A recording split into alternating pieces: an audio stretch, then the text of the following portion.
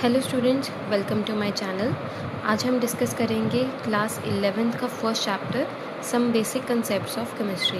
This chapter is very important और इस chapter में बेसिकली हम केमिस्ट्री के कुछ बेसिक टर्म्स डिस्कस करेंगे, जैसे कि मैटर हो गया, एटम्स हो गए, मॉलिक्यूल्स हो गया, कंपाउंड्स, एलिमेंट्स, इन सब में क्या फ़र्क है, ये टर्म्स के बारे में हम सब कुछ समझेंगे।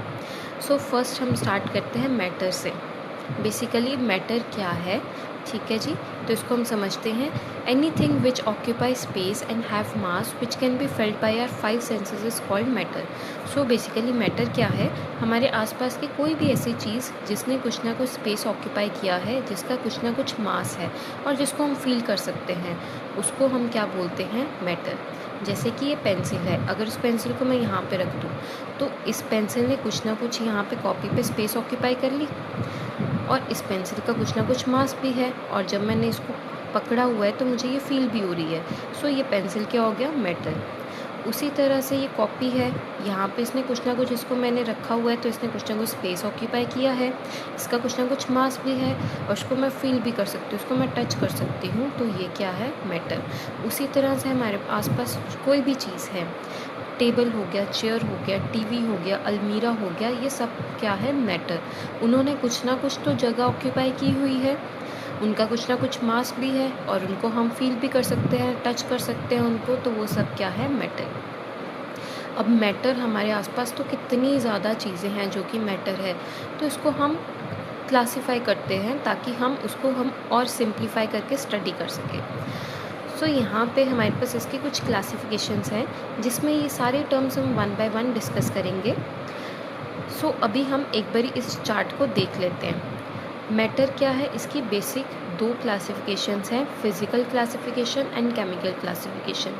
फिज़िकल में हमारे पास फर्दर 3 डिविजन्स आ जाती हैं, सॉलिड, लिक्विड एंड गैस, और केमिकल में 2 आ जाती हैं, प्योर सब्सटेंसेस और मिक्सचर्स।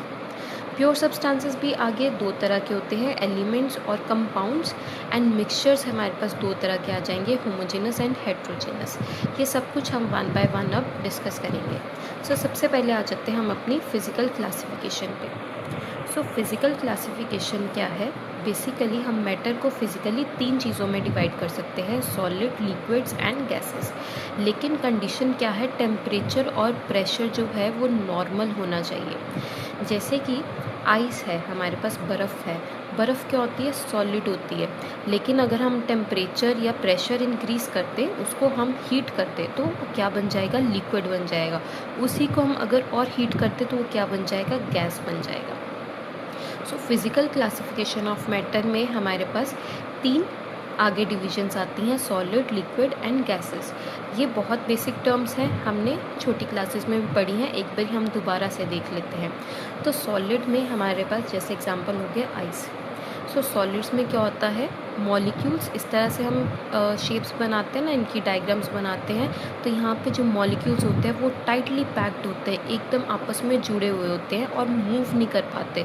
जगह ही नहीं है तो वो मूव कैसे करेंगे, एकदम टाइटली पैक्ड। लिक्विड्स में मॉलिक्यूल्स क्या होते हैं, थोड़े से दूर होते हैं, वो थोड़ा बहुत मूव कर सकते हैं। और गैसेस में क्या होता है, बहुत ज़्यादा स्पेस होती है, वो जहाँ मर्जी भाग सकते हैं, जहाँ मर्जी वो मूव कर सकते हैं। सो इनको वन बाय वन हम थोड़ा सा और डिटेल में समझते हैं। सो फर्स्ट हम देखते हैं solids. A substance is said to be solid if it possess a definite volume and a definite shape. So solid क्या है, कोई भी ऐसी चीज़ जिसकी एक डेफिनेट शेप होनी चाहिए, जिसका एक कुछ ना कुछ प्रॉपर शेप होना चाहिए और एक कुछ ना कुछ उसका वॉल्यूम भी होना चाहिए। जैसे हम एग्जांपल वुड की लेते हैं, ठीक है, हमारे पास लकड़ है, लकड़ की कुछ शेप होती है, ठीक है, इस तरह से कुछ उसकी शेप है लकड़ की, ठीक है। तो जब तक हम इसको कट नहीं करते या इसको आग नहीं लगाते, इसकी शेप नहीं चेंज होगी, इसी तरह से रहेगी, ठीक है। अब अगर हम इस लकड़ को किसी बकेट में डाल देते हैं तो वो फिर भी उसकी शेप वैसे की वैसे ही रहेगी, ना तो वो लकड़ बड़ी होगी, ना तो वो वुड छोटी होगी। सो इसी को हम बोलते हैं कि ये जो वुड है इसकी डेफिनेट शेप भी है और डेफिनेट वॉल्यूम भी है, कि अगर हमने इसको किसी चीज़ में डाला भी तो ये उस चीज़ से मिलकर उसके जैसी नहीं बन गई, उसका ना तो वो बड़ी हुई, ना तो वो छोटी हुई, ना तो उसने उस चीज़ की शेप ली। तो इसको हम क्या बोलते हैं, सॉलिड्स। जैसे कि शुगर हो गया, 1 चम्मच चीनी है, अगर हमने उसको ग्लास में डाला तब भी वो 1 चम्मच चीनी ही रहेगी, ठीक है। और तब भी उसका जो शेप है वो वैसा ही रहेगा, ये तो नहीं कि वो ग्लास के जैसे थोड़ा सिलेंड्रिकल हो जाएगा, ठीक है। आयरन है, लोहा है, हमारे पास गोल्ड है, सोना, वुड, ये सारे क्या हैं, सॉलिड्स हैं, ठीक है जी, जिनकी कुछ ना कुछ एक डेफिनेट शेप है और डेफिनेट वॉल्यूम है। अब इसमें एक और पॉइंट हम देख लेते हैं, सॉलिड्स में जो इंटरमॉलिक्यूलर फोर्सेस होती हैं वो बहुत हाई होती हैं। इंटरमॉलिक्यूलर फोर्सेस का मतलब क्या है, जो अभी हमने पीछे डायग्राम देखी जिसमें हमने ये मॉलिक्यूल्स बनाए थे, ये जो सर्कल बनाए हैं ये सारे क्या हैं, मॉलिक्यूल्स। तो सॉलिड्स में क्या होता है, ये जो मॉलिक्यूल्स हैं, ठीक है, इनके बीच में इनकी फोर्सेस बहुत ज़्यादा हाई होती हैं। इसका मतलब क्या है कि जैसे ये पहला और दूसरा मॉलिक्यूल है, ये आपस में एक दूसरे को बहुत फोर्स से खींचते हैं, एक दूसरे को अपनी तरफ अट्रैक्ट करते हैं, तभी इनके बीच में स्पेस नहीं होती है, ठीक है। ये फर्स्ट मॉलिक्यूल इसको भी अट्रैक्ट कर रहा है, इसको भी अट्रैक्ट कर रहा है, इसको भी अट्रैक्ट कर रहा है, ये आपस में एक दूसरे को खींचते हैं, तो तभी आपस में साथ में जुड़े हुए रहते हैं, यूनिटी में रहते हैं और इनके बीच में कोई स्पेस नहीं होती है। इसीलिए जो सॉलिड्स हैं उनका एक डेफिनेट शेप होता है, क्योंकि मॉलिक्यूल्स मूव ही नहीं करते, एक डेफिनेट शेप पकड़ लेते हैं। तो ये चीज़ हमने याद रखनी है सॉलिड में इंटरमॉलिक्यूलर फोर्सेस। इंटरमॉलिक्यूलर मतलब ये जो मॉलिक्यूल्स हैं इनके आपस में जो फोर्सेस है वो बहुत ज़्यादा हाई होती हैं, इसीलिए इनके बीच में जो स्पेस है, जो जगह है वो बहुत कम है, ठीक है, ये आपस में जुड़े हुए होते हैं। नेक्स्ट देखते हैं liquid. A substance is said to be liquid if it possess a definite volume but not a definite shape. Liquid में क्या होता है, कोई भी ऐसे सब्सटेंस जिसको हम लिक्विड बोलते हैं वो उसमें उसका डेफिनेट वॉल्यूम तो होता है लेकिन उसकी कोई डेफिनेट शेप नहीं होती है। जैसे एक पानी का गिलास है, ठीक है, एक पानी का गिलास हमने एक बकेट में ट्रांसफ़र किया, तो अब वो जो पहले जो वाटर की शेप थी वो कैसी लग रही थी, ग्लास के जैसी, लेकिन जब हमने उसको बकेट में डाला तो उसकी शेप कैसी होगी, बकेट के जैसी। लेकिन पानी तो उतना ही रहा, जब हमने बकेट में डाला पानी, वो ग्लास तो भरा हुआ था लेकिन बकेट तो नहीं ना भरी। अगर उस ग्लास में 0.5 ml पानी था तो बकेट में भी 0.5 ml पानी ही रहेगा, वो 1 लीटर तो नहीं हो जाएगा बकेट में पानी। तो उसको हम क्या बोलते हैं, सॉलिड का डेफिनेट वॉल्यूम तो है, ठीक है, लेकिन डेफिनेट शेप नहीं है। वो जिस भी वेसल में जाता है उसी की शेप ले लेता है। अगर हम उसको ग्लास में डालेंगे तो ग्लास की शेप ले लेगा, किसी सिलेंडर में डालेंगे तो सिलेंडर की ले लेगा, कोई स्क्वायर है, कोई ट्रायंगल है, तो जिस भी शेप में डालेंगे उसी शेप का वो बन जाएगा, लेकिन वॉल्यूम उतना ही रहेगा। अगर हमने 1 लीटर का लिक्विड लिया है तो वो 1 लीटर ही रहेगा, वो 2 लीटर नहीं बढ़ जाएगा, ना वो 0.5 लीटर कम हो जाएगा, ठीक है जी। एग्जांपल्स देख लेते हैं लिक्विड की, तो हमारे पास एग्जांपल्स आ सकती हैं water, oil, alcohol, milk, mercury, ये सारी क्या हैं हमारे पास, ये सारे के सारे क्या होते हैं, लिक्विड्स। अब लिक्विड्स में जो इंटरमॉलिक्यूलर फोर्सेस होती हैं वो सॉलिड से कम होती हैं, ठीक है जी। यहाँ पे जो हमने डायग्राम देखी थी, यहाँ पे मॉलिक्यूल्स के बीच में थोड़ी बहुत स्पेस होती है, ठीक है जी।